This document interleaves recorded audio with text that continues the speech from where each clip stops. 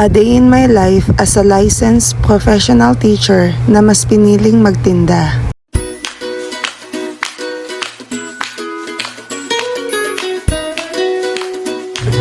Said na naman ng kaha dahil ilang ahente ang dumaan ngayon at nag-deliver. Una na nga dito ay ang gardenia na nag-wacky face pa. Ayan si Lenin at inaasikaso niya ang delivery ng gardenia dahil ako ay may kausap na ahente na kumukuha naman ng delivery ng mga diaper. So kami ngayon ay balik sa normal.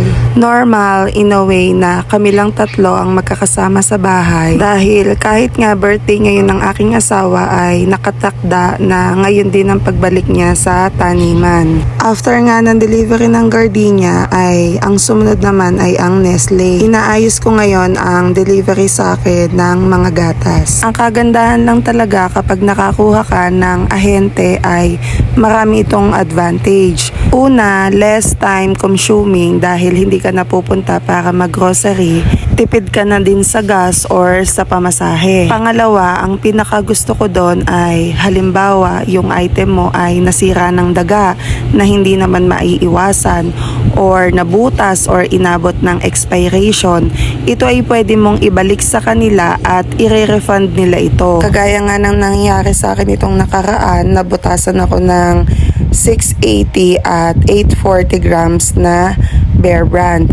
Ngayon ay na-refund ko na sila ngayon at ikinaltas sa delivery ko. Ang next delivery ko naman ay ang PMFTC. Sila yung may handle ng Marlboro, Fortune at Chester. So ngayon meron silang promo na kapag nagbigay ka sa kanila ng kaha ng Chester na menthol white ay meron kang refund na 10 pesos kada kaha. At ang Chester na pula naman ay 5 pesos per kaha. Kagaya ngayon, naka-refund ako dyan ng worth 200 pesos na ikinaltas nila sa bill ko. Nag-advise din sila na sa susunod ay kasama na yung crafted na Marlboro. Bali 10 pesos din per kaha yung pwede mong mai-refund. Yan ay bahagi ng promotion nila upang mas maging mabili ang Chester. Sa mga nagtitindahan, kapag nakaahente ka na sa sigarilyo ay pwede ka nang makapag-credit sa kanila.